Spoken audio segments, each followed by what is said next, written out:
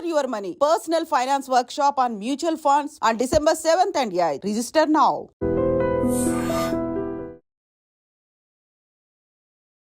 Hello views, welcome back to iter media. ఈరోజు మనతో ఉన్నారు పర్సనల్ ఫైనాన్స్ ఎక్స్పర్ట్ అయిన విజయ్ కర్ణం గారు. ముఖ్యంగా మ్యూచువల్ ఫండ్స్ సంబంధించి ఇన్వెస్ట్మెంట్ చేస్తున్నప్పుడు మనం డిఫరెంట్ ప్లాట్ఫామ్స్ అనేవి ఫాలో అవుతూ ఉంటాం. బట్ ఏది రైట్ ప్లాట్ఫామ్, ఏ యాప్ రైట్గా ఉంటుంది, దాని యూజ్ ఇంటర్ఫేస్ కానీ అండ్ మీకు ఏది బెస్ట్ అనేది సార్ మాటలో తెలుసుకుందాం.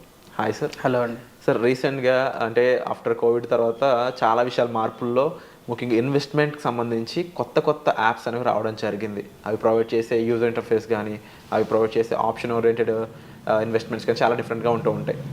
అండ్ వీటిలో మ్యూచువల్ ఫండ్స్కి సంబంధించి ఏది బెస్ట్ అంటారు, మీరు ఏది సజెస్ట్ చేస్తారు, దానికి సంబంధించిన రూల్స్ అండ్ రెగ్యులేషన్స్ కూడా చెప్తారు? డెఫినెట్గా అండి. చాలామంది మ్యూచువల్ ఫండ్స్ ఇన్వెస్ట్మెంట్ అంటే డైరెక్ట్గా వాళ్ళకి వెళ్ళేది థర్డ్ పార్టీ అప్లికేషన్సే వస్తున్నాయి, స్ట్రైక్ అవుతున్నాయి. థర్డ్ పార్టీ అప్లికేషన్స్ అంటే కూడా చెప్తాను నేను. గ్రో, జీరోదా, అప్స్టాక్స్, ఏంజిల్, ఇవన్నీ థర్డ్ పార్టీ అప్లికేషన్స్ అంటారు. అంటే ఒక main AMC asset management company ఏదైతే ఉంటుందో వాళ్ళకి సర్వీసెస్ ఇచ్చేవాళ్ళనమాట వీళ్ళు. సో ఈ థర్డ్ పార్టీ అప్లికేషన్స్ మాత్రం ఎప్పుడు ఎంకరేజ్ చేయకండి మీరు. ఓకే. గ్రో కానీ, జీరోదా కానీ, అప్స్టాక్స్ కానీ, ఇవన్నీ వీటిలలో ఎప్పుడు ఇన్వెస్ట్ చేయకండి. ఎందుకంటారు?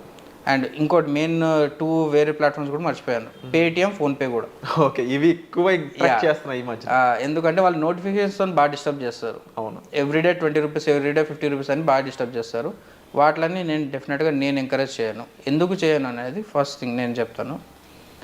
వాళ్ళ మెయిన్ సోర్స్, వాళ్ళ రెవెన్యూ, వాళ్ళ యాజ్ ఎ బిజినెస్ మోడల్ వాళ్ళది చూస్తే వాళ్ళ ఇన్కమ్ సోర్స్ వచ్చేది మ్యూచువల్ ఫండ్స్ నుంచి కాదండి, వాళ్ళకి వచ్చేది ట్రేడింగ్ నుంచి. జీరోదా కానీ, అప్స్టాక్స్ కానీ, ఇవన్నీ ఏ ప్లాట్ఫామ్ తీసుకున్నా సరే వాళ్ళు ట్రేడింగ్ అంటే మీరు ఎంత ట్రేడ్ చేస్తే వాళ్ళకి అంత రెవెన్యూ అనమాట బ్రోకరేజ్లో. మ్యూచువల్ ఫండ్స్తో వాళ్ళకి ఏమి ఇన్కమ్ రాదు. వాళ్ళు అందుకే జీరో కమిషన్ అనేసి బాగా హైప్ చేసి బాగా మార్కెటింగ్ చేస్తారు. వాళ్ళకి జీరో కమిషన్ మ్యూచువల్ ఫండ్స్ ఒప్పుకుంటాను, కానీ వాళ్ళకి వచ్చే మొత్తం F&O trading, forex trading, commodities trading, ఈ ట్రేడింగ్స్లలో వాళ్ళకి రెవెన్యూస్ బాగా వస్తాయి అన్నమాట. అండ్ నేను ఎందుకు పర్టికులర్గా వద్దంటున్నాను అంటే, చాలామంది ఏం చేస్తారు అంటే వాళ్ళు ఎస్ఐపిస్, లంసమ్స్ ఇన్వెస్ట్ చేస్తారు. ఇన్వెస్ట్ చేసిన తర్వాత మీరు యాప్కి ఏం చెప్తున్నారు, మీరు ఇంత అమౌంట్ ఇన్వెస్ట్ చేస్తున్నారు, మీరు డేటా వెళ్తుంది మీ దగ్గరికి వెళ్ళి. నేను విజయ్ కర్ణం ఒక 10 lakhs గ్రో యాప్ నుంచి కానీ, జీరోదా నుంచి ఒక 10 lakhs లంసంలో ఇన్వెస్ట్ చేస్తాను. యాప్కి ఏం తెలుస్తుంది, ఇతనికి మ్యూచువల్ ఫండ్లో 10 lakhs ఇన్వెస్ట్మెంట్ పడుతుందని వాళ్ళకి డేటా వెళ్ళిపోతుంది. సో 10 lakhs ఉన్న పర్సన్కి మ్యూచువల్ ఫండ్లో పెడితే వాళ్ళకి లాభమా, ఎఫ్ఎన్ఓ ట్రేడింగ్ చేస్తే లాభమా? ఎఫ్ఎన్ఓ. సో వాళ్ళు నోటిఫికేషన్స్ ఏవి పంపిస్తారు మీకు? ఎఫ్ఎన్ఓకి సంబంధించి పంపిస్తారు. సో మీ లంసమ్స్ కానీ, మీ సేవింగ్స్ కానీ వాళ్ళు ట్రేడింగ్కి డైవర్ట్ చేసే ఛాన్సెస్ చాలా ఉంటాయి. చాలా అట్రాక్టివ్గా డైవర్ట్ చేస్తారు. ఎగ్జాక్ట్లీ. మీకు డిజిటల్ గోల్డ్ అని వేరేవి అంటే ఏవైతే ప్రమోషనల్ కంటెంట్ ఉన్నాయో అవన్నీ మీకు పంపిస్తారు. దాంట్లో మెయిన్ రీజన్ ఏమైతే మీకు క్యాపిటల్ పోగొట్టుకునే ఛాన్సెస్ చాలా ఉంటాయి. జనరల్గా యంగ్స్టర్స్ బాగా అగ్రెసివ్ ఉన్న యంగ్స్టర్స్ ఉంటారు కదా, వాళ్ళు ఎస్ఐపిస్ అవన్నీ ఆపేసి డైరెక్ట్ ఎఫ్ఎన్ఓ ట్రేడింగ్లో వేస్తుంటారు. సో దానివల్ల ఏమవుతుంది, మీకు గ్యాంబ్లింగ్ అలవాటు పెరిగిపోతుంది అన్నమాట. సెబీ ఇలాంటి సంస్థ అయితే ఎఫ్ఎన్ఓ ట్రేడింగ్ అని అంటే అదొక గ్యాంబ్లింగ్ అని స్టేట్మెంట్స్ ఇచ్చిన రోజులు చెప్తున్నారు. కాకపోతే ఎఫ్ఎన్ఓ ఈజ్ ఫర్ హెడ్జింగ్ అండి. యాక్చువల్గా అది ఎవరు దాన్ని కరెక్ట్గా అర్థం చేసుకోరు. F&O is for hedging. కాకపోతే దాన్ని మన వాళ్ళు వాడడం మాత్రం ఇట్లా వాడుతున్నారు. సో నేనేమంటున్నానంటే వాళ్ళ మెయిన్ ఫోకస్ వచ్చేసి ట్రేడింగ్, మిమ్మల్ని అట్రాక్ట్ చేసి ట్రేడింగ్కి డైవర్ట్ చేయాలి. సో మీరు ఆ ప్లాట్ఫామ్స్ యూజ్ చేయకండి. నేను మీకు ఆల్టర్నేటివ్ చెప్తాను. That is regulated by government. MF central application మీరు డౌన్లోడ్ చేసుకోండి. నేను క్లియర్గా స్లైడ్స్లో చూపిస్తున్నాను. ఆ అప్లికేషన్ ఎలా ఉంటుంది, దాని లోగో ఎలా ఉంటుంది, అది యూజ్ చేసుకోండి. That will be beautiful application. మీకు దాంట్లో ప్రమోషన్స్ ఉండవు, మీకు ఏమంటారు టాప్ సజెస్టెడ్ ఫండ్స్ అట్లా ఏముండదు. కంప్లీట్లీ బయాస్డ్ ఇన్ఫర్మేషన్ ఉంటుంది. మీకు ఏ ఫండ్ కావాల్సో ఆ ఫండ్ మీకు అక్కడ దాని ఇన్ఫర్మేషన్ ఉంటుంది, దాని డీటెయిల్స్ ఉంటాయి. అక్కడ మీరు ఎస్ఐపిస్ చేసుకోవచ్చు, లంసమ్స్ చేసుకోవచ్చు, అకౌంట్ స్టేట్మెంట్ తీసుకోవచ్చు, మీ నెంబర్స్ అప్డేట్ చేసుకోవచ్చు, ఈమెయిల్ ఐడి అప్డేట్ చేసుకోవచ్చు, ఇవన్నీ ఉంటాయి. మీరు ఎప్పుడైతే థర్డ్ పార్టీ అప్లికేషన్లో మీరు ఇన్వెస్ట్మెంట్స్ కానీ, ఫోలియోస్ ఇవన్నీ చేస్తారో, మీరు ఎప్పుడైతే డేటా థర్డ్ పార్టీ అప్లికేషన్ ఇస్తారో అది మళ్ళీ వాళ్ళు క్యాంప్స్లోకి అప్డేట్ చేస్తారు. క్యాంప్స్ కానీ, కేఎఫ్ ఫిన్టెక్ కానీ, అది మళ్ళీ ఎంఎస్ సెంట్రల్కే వస్తుంది యాక్చువల్గా. బ్యాక్ ఎండ్లో నడిచేది ఇదే. మీరు ఆ మధ్యలో ఫిల్టర్ తీసేసి దానిలో డైరెక్ట్ ఎంఎస్ సెంటర్లో చేశారనుకోండి, మీకు ఈ డిలే అనేది డేటా డిలే అనేది ఉండదు. మీకు డేటా అవుట్పుట్ కూడా మీకు ఇమీడియట్గా ఉంటుంది.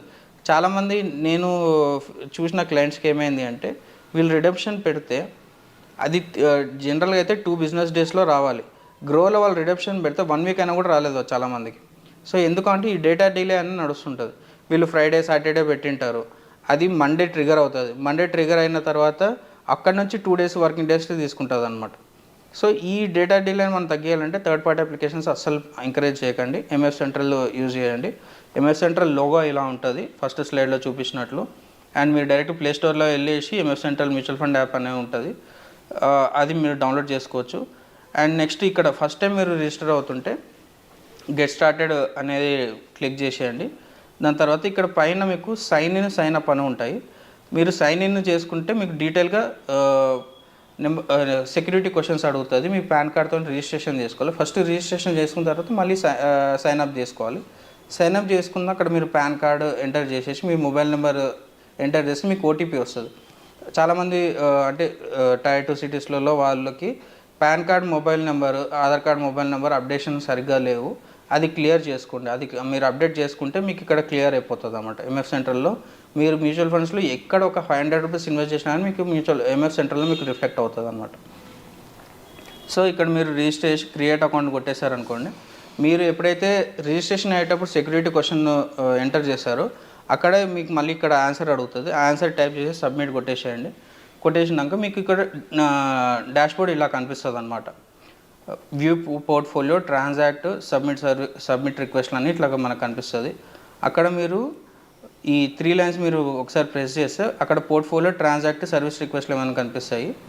అక్కడ మీరు ఒకసారి పోర్ట్ఫోలియో ఎంటర్ చేశారనుకోండి, మీరు ఇంతవరకు ఎక్కడెక్కడ ఇన్వెస్ట్ చేస్తారో ఆ పోర్ట్ఫోలియోలో మీకు కనిపిస్తుంది అనమాట. అండ్ దాని కింద మీరు చూసుకుంటే అసెట్ అలొకేషన్ వైజ్ మీకు స్ప్లిట్ అయింది కనిపిస్తుంది. And asset class wise split అనేది కనిపిస్తుంది. అండ్ ఏఎంసీ వైజ్ కూడా మీకు స్ప్లిట్ అయింది కనిపిస్తుంది. అంటే ఒక 5 మ్యూచువల్ ఫండ్ కంపెనీస్లలో ఇన్వెస్ట్ చేశారనుకోండి, ఏఎంసీస్లో చేశారనుకోండి, ప్రతి ఏఎంసీలో ఎంతెంత ఇన్వెస్ట్ చేస్తారు విత్ ఫోలియో నెంబర్స్ మీకు డీటెయిల్స్ దీంట్లో ఉంటాయి అన్నమాట. అండ్ నెక్స్ట్ వచ్చేసి ఎంత పర్సెంటేజ్ ఈక్విటీలో ఇన్వెస్ట్ చేశారు, ఎంత పర్సెంటేజ్ డెట్లో ఇన్వెస్ట్ చేశారు, ఎంత పర్సెంటేజ్ లిక్విడ్ ఫండ్లో ఇన్వెస్ట్ చేశారు అనేది కూడా మీకు క్లియర్గా కనిపిస్తుంది. అండ్ నెక్స్ట్ ఈ ఫండ్ వైజ్ ఇలా కనిపిస్తుంది. అండ్ ఎప్పుడైతే కొత్త ఎస్ఐపి మీరు స్టార్ట్ చేయాలనుకుంటున్నారో అప్పుడు ట్రాన్సాక్ట్ బటన్ మీరు ప్రెస్ చేయండి. ప్రెస్ చేసిన తర్వాత మీకు అక్కడ lump sum SIP, invest more, redemption అన్ని ఇట్లా కనిపిస్తుంటాయి. అన్ని డిఫరెంట్ టైప్స్ ఆఫ్ ఆప్షన్స్ కనిపిస్తాయి. అక్కడ మీరు ఎస్ఐపి ఎంటర్ చేశారనుకోండి, ఎస్ఐపిలో డెట్లో చేయాలా, ఈక్విటీలో చేయాలా, హైబ్రిడ్ చేయాలా, సొల్యూషన్ ఓరియంటెడ్ చేయాలనేది మీకు తెలుస్తుంది. అక్కడ మీరు ఈక్విటీ ఎంటర్ చేస్తే మీకు నెంబర్ ఆఫ్ ఫండ్స్ అనేది ఇక్కడ డైరెక్ట్ లిస్ట్ వస్తుంది అనమాట. అక్కడ మీకు ఐడియా ఉంటే ఫండ్ పేరు అక్కడ టైప్ చేసేయండి, అక్కడ కింద ఎంటర్ అవుతుంది. ఎంటర్ డైరెక్ట్ ఎస్ఐపి మీరు ఇన్వెస్ట్ స్టార్ట్ చేసేసుకోవచ్చు. ఇక్కడ నేను ఇక్కడ లంసమ్ అని చూపించాను. లంసమ్ అక్కడ అమౌంట్ పెట్టేసి ఎంటర్ చేసేస్తే ఈ మ్యాండేట్ అనేది ఒకటి క్రియేట్ అవుతుంది. అంటే మీకు బ్యాంక్ నుంచి పర్మిషన్ తీసుకోవడం అనమాట. అది ఓన్లీ ఒకసారి ఈ మ్యాండేట్ అనేది చేసుకుంటాము. ఇక్కడ మీరు అమౌంట్ ఎంటర్ చేసిన తర్వాత ఈ మ్యాండేట్ రిక్వెస్ట్ క్రియేట్ అవుతుంది. ఈ మ్యాండేట్ రిక్వెస్ట్ క్రియేట్ అయిన తర్వాత డైరెక్ట్ మీ ఇంటర్నెట్ బ్యాంకింగ్కి ట్రాన్స్ఫర్ అవుతుంది అనమాట. ఇంటర్నెట్ బ్యాంకింగ్లో మీరు లాగిన్ అయ్యి ఆ ఈ మ్యాండేట్ని యాక్సెప్ట్ చేస్తే మీకు ఆటోమేటిక్గా ఇక్కడ అది రిఫ్లెక్ట్ అవుతుంది. సో ఎవ్రీ మంత్ ఇంత అమౌంట్ ఎస్ఐపి లేదు, లంసమ్ 10 lakhs ఈ అకౌంట్లోకి వెళ్ళి 10 lakhs డిడక్ట్ కావాలి. అది ఒకసారి అయిపోయిన తర్వాత మీకు ఆ ట్రాన్సాక్షన్ అన్నది అయిపోతుంది. ఆఫ్టర్ 2 బిజినెస్ వర్కింగ్ డేస్ మీ అమౌంట్ ఎక్కడైతే డిడక్ట్ అయ్యిందో ఇక్కడ మీకు ఫోలియో సేమ్ ఇదే ఎంఎఫ్ సెంటర్లో మీకు అది రిఫ్లెక్ట్ అవుతుంది అనమాట. అది మీకు క్లియర్గా చూసుకోవచ్చు. అండ్ ట్రాన్సాక్ట్ కింద సబ్మిట్ రిక్వెస్ట్, సర్వీస్ రిక్వెస్ట్లు అనేది ఒక ఆప్షన్ ఉంటుంది. ఇది one of the beautiful option అనమాట. ఎందుకు అంటే మీకు ఇండస్ట్రీలో కావాల్సిన ఏ రిక్వైర్మెంట్ అంటే బ్యాంక్ అప్డేషన్ కానీ, నామినీ డీటెయిల్స్ కానీ, ట్రాన్సాక్షన్స్ కానీ, అంటే ఇప్పుడు ఎవరైనా ఎక్స్పైర్ అయ్యారు నెక్స్ట్ వాళ్ళకి కావాలి ఆ డాక్యుమెంట్స్ సబ్మిషన్ కానీ అన్ని ఆప్షన్స్ మీకు ఇక్కడ కనిపిస్తాయి అనమాట. అంటే ఎవరి హెల్ప్ అవసరం లేదు, మీకు డైరెక్ట్ ఈ ఒక్క అప్లికేషన్ సరిపోతుంది. అదే మీరు థర్డ్ పార్టీ అప్లికేషన్స్ మీకు అసలు ఇన్ని ఆప్షన్సే ఉండవు. జస్ట్ వాళ్ళు mutual fund investment, SIP, lump sum. And one more important thing నేను కామెంట్స్లో చూసింది, సార్ డైలీ ఎస్ఐపికి ఏది యూజ్ చేయాలి? ఎంఎఫ్ సెంట్రల్ యూజ్ చేసుకోండి. Daily SIP MF central use చేసుకోండి. డైలీ ఎస్ఐపిలో మీకు 21 వర్కింగ్ డేస్ 25 వర్కింగ్ డేస్ అలా ఉంటాయి. నెంబర్ ఆఫ్ మార్కెట్ డేస్ ఎన్ని ఓపెన్ ఉంటే అన్ని డేస్ మీకు ఉంటుంది. డైలీ ఎస్ఐపి ఎంఎఫ్ సెంటర్లో మీకు కావాల్సిన ఫండ్ ఎంత అమౌంట్ ఎవ్రీడే ఆఫ్టర్ 3కి మీకు అమౌంట్ డిడక్ట్ అవుతుంది. డిడక్ట్ అయింది అక్కడ మీకు రిఫ్లెక్ట్ అవుతుంది. సో క్లియర్గా వెళ్ళిపోతుంది without any biased information, biased promotions ఏమి లేకుండా మీకు ఇక్కడ ఎంఎఫ్ సెంటర్లో వెళ్ళిపోతుంటుంది అనమాట. అండ్ ఇక్కడ మీకు సర్వీస్ రిక్వెస్ట్ కింద ట్రాక్ స్టేటస్ అని ఒకటి ఉంటుంది. మీరు ఆల్రెడీ ఏదైనా రిక్వెస్ట్ ఇచ్చారు, బ్యాంక్ అకౌంట్ చేంజ్ చేయడం కానీ లేకపోతే నామినీ డీటెయిల్స్ చేంజ్ చేయడం కానీ అవన్నీ ఇచ్చింటారు కదా, అక్కడ ఈ స్టేటస్లో మీకు డీటెయిల్స్ కనిపిస్తాయి. వన్ మోర్ ఇంపార్టెంట్ థింగ్ అండి, ఎస్టీపీ గురించి కూడా చాలామంది అడుగుతారు. ఎస్టీపీస్ ఎప్పుడు అవుతాయి అంటే ఎప్పుడైతే మీరు ఆల్రెడీ ఇన్వెస్ట్ చేసిన అమౌంట్ అక్కడ రిఫ్లెక్ట్ అయ్యిందో అప్పుడు దాని తర్వాత ఎస్టీపీస్ అనేది ఆప్షన్ యాక్టివేట్ అవుతుంది. ఎస్టీపీ అంటే ఏంటి, ఒక ఫండ్ నుంచి ఇంకో ఫండ్కి పంపించాలి అంటే ఆల్రెడీ ఆ ఫండ్లో అమౌంట్ ఉండాలి. అమౌంట్ లేనిది ఎస్టీపీ డైరెక్ట్ యాక్టివేట్ కాదనమాట. అది one of the key thing మనం కన్సిడర్ చేయాలి.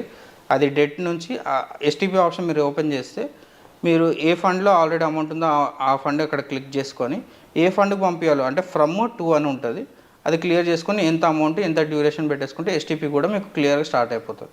ఇట్లా ఎంఎఫ్ సెంట్రల్ యూజ్ చేసుకుంటే మీకు అసలు ట్రాన్స్పరెన్సీ లెవెల్స్ చాలా హైగా ఉంటాయి. ఏదైనా ఇష్యూ వస్తే కూడా మీకు కస్టమర్ సర్వీస్ నుంచి మీకు రెస్పాన్స్ కూడా చాలా మంచిగా ఉంటుంది. థర్డ్ పార్టీ అప్లికేషన్స్లో కంటే చాలా బెటర్ రెస్పాన్స్ ఉంటుంది. మీకు ఈమెయిల్ ఐడి కానీ సర్వీస్ డెస్క్ కానీ చాలా మంచి రెస్పాన్స్ ఉంటుంది. నా క్లయింట్స్ అందరికీ కూడా నేను ఎంఎఫ్ సెంట్రల్ యూజ్ చేయమని చెప్తాను అనమాట. Wonderful sir. సో తప్పకుండా ఈ ఎంఎఫ్ సెంటర్కి సంబంధించి మరిన్ని డీటెయిల్స్ మీకు కావాలనుకున్నట్లయితే డిస్ప్లే అవుతున్న నెంబర్స్ కాల్ చేసి సార్తో పర్సనల్ అపాయింట్మెంట్ అని బుక్ చేసుకోవచ్చు. అదే కాకుండా daily investments and monthly investments, me personal finance యొక్క దానికి సంబంధించి ఓవరాల్ వ్యూకి సంబంధించి కూడా మీరు డిస్ప్లే అవుతున్న నెంబర్స్ కాల్ చేసి విజయ్ కర్ణం గారు కండక్ట్ చేయబోయే వెబినార్కి మీరు పార్టిసిపేట్ చేసినట్లయితే ఎన్నో విషయాలు తెలుసుకోవడం ద్వారా మీరు ఫైనాన్షియల్గా ఎంతో అచీవ్ చేయొచ్చు, ఎంతో ఎర్న్ చేయొచ్చు. సో వచ్చే ఎపిసోడ్లో మరి కలుద్దాం. Thank you so much.